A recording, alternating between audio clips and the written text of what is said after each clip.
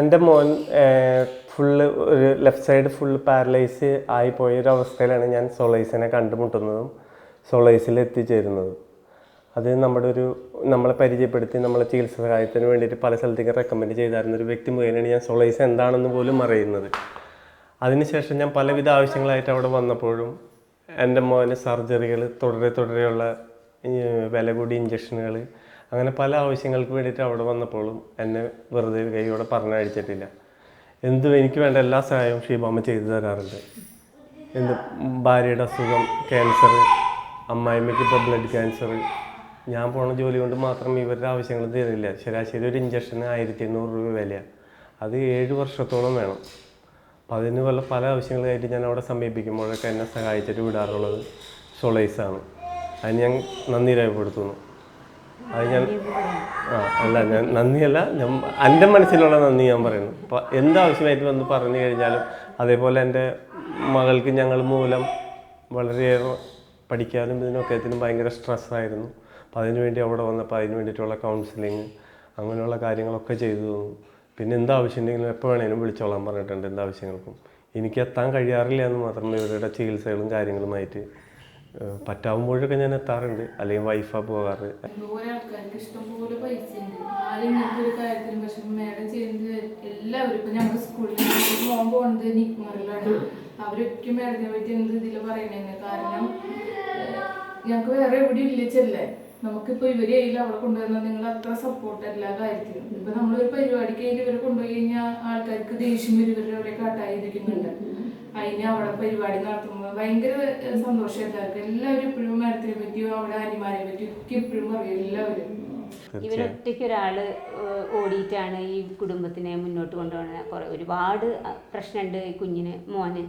22ാമത്തെ സർജറിയാണ് കഴിഞ്ഞത്. പിന്നെ ഈ 1800 രൂപയുടെ മരുന്ന് എല്ലാ ദിവസവും ഇഞ്ചക്ഷൻ ചെയ്യേണ്ട ഒരു സിറ്റുവേഷൻ ഇപ്പം ഉണ്ട്.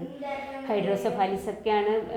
ഇവിടെ വെള്ളം കെട്ടി സ്റ്റെൻഡ് ഇട്ടിക്കുകയാണ് ഇവിടെ ഉള്ളത്. അവന് തലയിൽ മോട്ടർ വെച്ചിട്ട് വയറ്റിലോട്ട് 14 പ്രാവശ്യം സർജറി ചെയ്തു.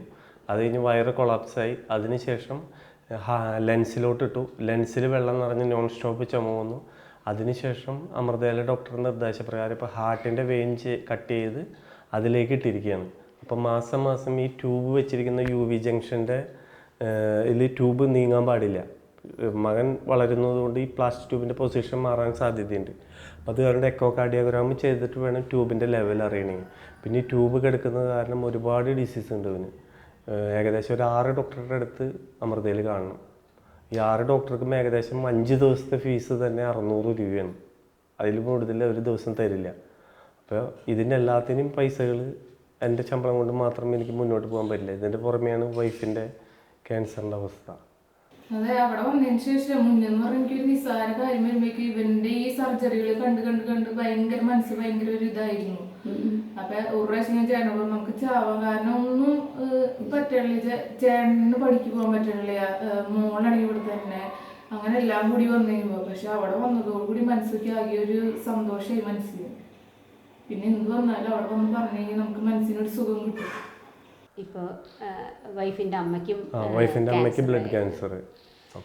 അപ്പോൾ ഒരു അങ്ങനെ തകർന്നു പോകുന്നൊരു കുടുംബത്തിന് നമുക്ക് മുഴുവൻ പ്രശ്നങ്ങളൊന്നും ഇവർക്ക് പരിഹരിച്ചു കൊടുക്കാൻ പറ്റുന്നില്ല. ഇവരുടെ 100 പ്രശ്നങ്ങളിലൊരു 50% ചെയ്യാൻ പറ്റിയാൽ അത്ര ഭാഗ്യം എന്നാണ് നമ്മൾ വിചാരിക്കുന്നത്.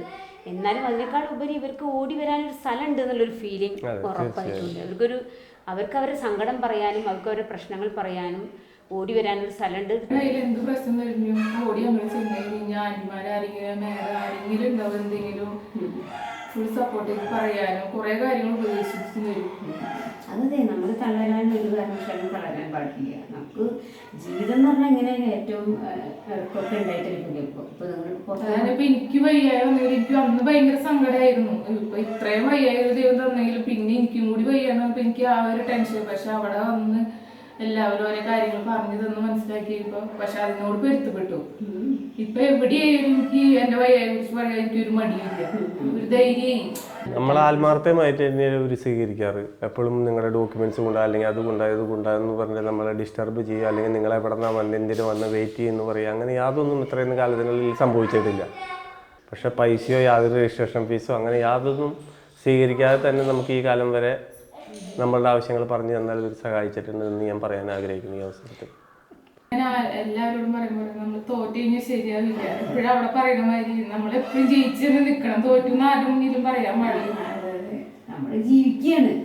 എന്നാലും എല്ലാവരും മുന്നിൽ അങ്ങനെ പറയുന്നത് നമ്മൾ തന്നെ ഇരിക്കുമ്പോൾ ഒന്ന് കരുതുക. എന്നാലും നമുക്കൊരു ആശ്വാസം കിട്ടാൻ വേണ്ടി. വിഷമിക്കേണ്ട. നമുക്ക് സോലസ് എന്തുകൊണ്ടും 18 വയസ്സാവുന്നവരെ നമ്മളെ കൊണ്ട് പറ്റും പോലെ കൂടെ ഉണ്ട്.